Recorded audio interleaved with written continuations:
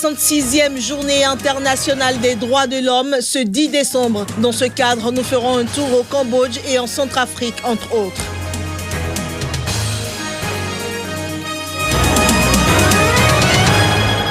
Au Bénin, les forces politiques de l'opposition ont choisi ce 10 décembre pour une première descente dans les rues. Objectif, fustiger la gestion au sommet de l'État et exiger le respect de la démocratie ainsi que la tenue des élections. La plus jeune lauréate de l'histoire a reçu ce mercredi le prix Nobel de la paix. L'adolescente pakistanaise Malala partage cette récompense avec un défenseur des enfants, l'Indien Kailash Satyarthi.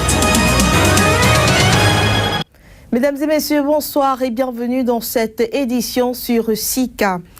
La pakistanaise Malala Yousafzai et l'Indien Kailash Satyarthi, tous deux lauréats du prestigieux prix Nobel de la paix 2014, ont reçu ce mercredi leur récompense. C'était lors d'une cérémonie riche en couleurs qui s'est déroulée à l'hôtel de ville d'Oslo en Norvège. Les deux lauréats se sont engagés à poursuivre leur combat en faveur des enfants. Malala Yousafzai et Kailash Satyarthi brandissant leur prestigieuse médaille de lauréat du prix Nobel de la paix 2014 à l'hôtel de ville d'Oslo en Norvège. Âgés respectivement de 17 et 60 ans, la Pakistanaise et l'Indien sont entrés ce mercredi en possession de leur récompense en s'engageant à poursuivre davantage leur combat en faveur des enfants abandonnés d'une part et de l'éducation primaire et secondaire gratuite pour chaque enfant d'autre part. Some will say this is impractical. Certains diront que c'est irréalisable ou trop cher ou trop dur ou même impossible. Mais il est temps que le monde voie plus grand.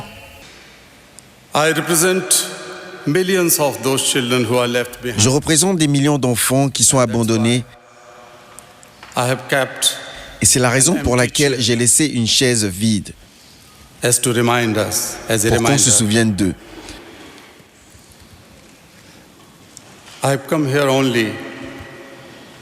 Je suis venu ici pour vous faire entendre les voix et les rêves de nos enfants. Signalant qu'un incident a émaillé cette cérémonie de remise de prix Nobel de la paix 2014 avec cet homme qui a brièvement déployé un drapeau devant Malala avant d'être évacué par les agents de sécurité.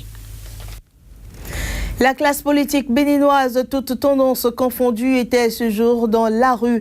Certains acteurs politiques y étaient pour exiger la tenue des élections, d'autres pour apporter leur soutien au gouvernement en place. Nous vous invitons à présent à suivre la substance des messages de Wabi Fagbemi de l'opposition et de Moukaram Osseni de la mouvance. Le PAD exige la tenue dans les plus brefs délais des élections locales, communales, municipales et législatives dans le respect des lois et de la Constitution sur la base d'une liste électorale fiable et transparente. Le PAD renouvelle son appel à un dialogue inclusif, franc et sincère en vue d'une solution consensuelle à la crise qui secoue le Bénin. Nous, force politique de la majorité présidentielle de l'Ouémé, réaffirmons notre soutien au Dr Boni Yahi et l'accompagnons contre vents et marées vers l'achèvement de son mandat en 2016. Éclairons la lanterne de nos amis d'en face que le Bénin ne saurait jamais être le Burkina Faso. Boni Yahi n'est pas arrivé au pouvoir par un push sanglant, avec mort d'homme. Il n'a pas fait 27 ans au pouvoir et il ne veut pas d'un troisième mandat anticonstitutionnel. L'instance Vérité et Dignité, chargée de recenser et d'indemniser les victimes des abus des régimes de Ben Ali et Bourguiba en Tunisie, commencera à recevoir les dossiers dès le 15 décembre prochain, et ceci pendant 1 an. Créée par une loi sur la justice transitionnelle, cette instance est composée de militants des droits de l'homme, de représentants d'associations de victimes, d'opposants au régime de Ben Ali ou encore de juristes. En 5 ans maximum, l'instance Vérité et Dignité tunisienne aura pour mission de dévoiler la vérité sur les violations des droits de l'homme commises entre le 1er juillet 1955 et le 31 décembre 2013. D'abord sous le premier président tunisien, Habib Bourguiba, au pouvoir entre 1956 et 1987. Ensuite, sous son successeur, Zine El Abidine Ben Ali, contraint à la fuite par la révolution en janvier 2011. Et enfin, sous les autorités en place après le soulèvement, à l'exception de l'actuel cabinet de technocrates. L'instance Vérité et Dignité doit identifier les responsables de ces violations et faire en sorte qu'ils rendent des comptes. Elle doit également contribuer à la réhabilitation des victimes et à la réparation des dommages qu'elles ont subis. Nous, notre travail, c'est de faire du déminage, d'apaiser les cœurs et les esprits et de préparer la Tunisie à construire son état de droit, sa démocratie. Nous y avons droit. L'instance dispose de très larges pouvoirs, notamment un accès total aux archives publiques. Son champ de compétences concerne toute agression caractérisée ou méthodique, perpétrée à l'encontre des droits de l'homme par les organismes de l'État, par des groupes ou par des individus agissant en son nom ou sous sa protection. Les crimes les plus graves concernés sont notamment l'homicide volontaire, le viol, les exécutions extrajudiciaires et la torture. La crise que traverse la Centrafrique est marquée par des violences sexuelles exercées sur de nombreuses femmes. Certaines sont prises en charge par Médecins sans frontières, mais d'autres, de peur d'être exclues de leur communauté ou d'être stigmatisées, continuent de se cacher. Un reportage que nous vous proposons en cette journée internationale des droits de l'homme. La présence de groupes armés et les combats incessants, cause de déplacements dans toute la République centrafricaine, ont entraîné une hausse de l'insécurité, ce qui expose les femmes et les filles à des mariages forcés et à des actes d'extrême violence. Les viols en forment tout un maillon. J'étais repartie chez moi pour prendre des affaires de mon bébé et des musulmans armés du PK5 m'ont prise, ont couché avec moi avant d'enfoncer un bâton dans mon sexe. J'étais tourmentée par les tirs et lorsque j'ai essayé de fuir, ils m'ont prise. Ils m'ont violée, ils ont pillé la maison en prenant de l'argent et des téléphones. Malgré les engagements des gouvernements, des agences des Nations Unies et des organisations non gouvernementales à accorder un haut degré de priorité à la protection des femmes et des filles contre les violences sexuelles et physiques, le nombre de victimes des violences sexuelles ne décroît pas. Alors depuis juillet et jusqu'à fin novembre, on va dire, nous avons reçu 274 personnes, majoritairement des femmes, mais aussi 7 hommes et 24 mineurs. De nombreuses victimes de violences sexistes n'ont pas accès à des soins médicaux, mais quand leur sourit en secours, une structure qui leur tend la main, le changement est remarquable. Et toutes les victimes qui viennent vers nous sont souvent très traumatisées. Et dès qu'ils sont venus vers nous, par notre secours, notre appui, on a vu qu'il y a vraiment eu un changement radical dans leur vie. Le slogan de cette année, Droits de l'homme, 365 jours par an, englobe l'idée que chaque jour est la journée des droits de l'homme. Il souligne la promesse de la Déclaration universelle que chacun, partout, à tout moment, a le droit de jouir de la gamme complète des droits de l'homme. Ces droits sont inaliénables et unissent en tant que communauté mondiale avec les mêmes idéaux et valeurs.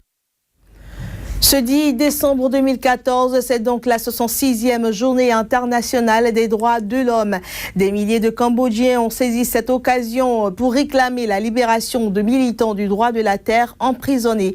Des moines bouddhistes et des militants du droit de la terre venus des 4 coins du pays composent donc quelques 3000 manifestants qui se sont réunis devant le Parlement de Phnom Penh. Plusieurs tenaient des portraits des militantes condamnées mi-novembre à des peines d'1 an de prison ferme. Leur péché a été d'avoir manifesté leur opposition à un projet foncier mené par un sénateur proche du pouvoir dans lequel des milliers de familles ont été expulsées. Des centaines d'ouvriers du secteur textile qui ont mené d'importantes grèves et manifestations au début de l'année pour réclamer de meilleurs salaires se sont joints à la manifestation. En Haïti, la commission de consultation mise sur pied la semaine dernière par le président Michel Martelly en vue de dénouer la crise politique qui secoue son pays a présenté mardi son rapport. Cette commission recommande principalement la démission du Premier ministre Laurent Lamotte qui est décrié dans la rue par des manifestations anti-gouvernementales. Reportage. 11 personnalités composent la commission mise sur pied pour proposer une solution de sortie de crise au président haïtien. Après une semaine de consultations diverses, ces personnalités recommandent dans leur rapport la démission du Premier ministre. Le Premier ministre a exprimé à la commission sa volonté de contribuer au dénouement de la crise préélectorale actuelle en démissionnant de son poste sur demande expresse du chef de l'État. Sa démission constitue un élément essentiel dans la recherche de l'apaisement. Autre proposition de la commission pour dénouer la crise née de la non-tenue d'élections en Haïti depuis plus de 3 ans, la libération des prisonniers politiques et le renvoi du conseil électoral contesté. Hier soir, on a eu une séance de travail où j'ai pu comprendre cette proposition dans sa globalité. Mais certainement, je la reçois officiellement aujourd'hui. Le temps pour moi de la partager avec mes conseillers politiques, les membres du gouvernement, les ministres. Donc je vous reviendrai. La décision du président haïtien est attendue d'ici le 12 janvier 2015, date à laquelle prendra fin le mandat du Parlement haïtien. Passé ce délai, un vide politique sera créé, ce qui pourrait l'amener à diriger le pays par décret. Un tour au Brésil à présent. Opéré de calculs rénaux, le roi Pelé, de son vrai nom Edson Arantes do Nascimento, âgé de 74 ans, avait dû être de nouveau hospitalisé le 24 novembre dernier à cause d'une infection urinaire. À sa sortie d'hôpital, Pelé a remercié tout le monde pour les soutiens qu'il a reçus durant son hospitalisation. Pelé, souriant, a enfin quitté mardi l'hôpital où il était soigné depuis 15 jours pour une complication rénale qui inquiétait le Brésil et le monde entier. Je suis prêt pour les Jeux Olympiques de Rio en 2016, a plaisanté la légende du football, 3 fois champion du monde et ancien ministre des Sports de son pays, lors d'une conférence de presse aux côtés de ses médecins juste avant de sortir de l'hôpital Albert Einstein de Sao Paulo. Je voudrais d'abord remercier l'équipe médicale qui m'a accompagné pendant ces 2 semaines. Cela a vraiment été un choc, mais grâce à Dieu, je suis bien et je récupère. Plus maigre et plus pâle, la star devra passer par une période de réhabilitation pour récupérer la masse musculaire qu'il a perdue à force de rester couché. Pelé, comme tout patient de 74 ans qui sort de l'hôpital après 15 jours, va passer par une phase de récupération. Quand le patient reste dans un lit, il perd de la masse musculaire. Donc il doit passer par une phase de récupération musculaire, plus ou moins pendant 1 semaine, voire 10 jours.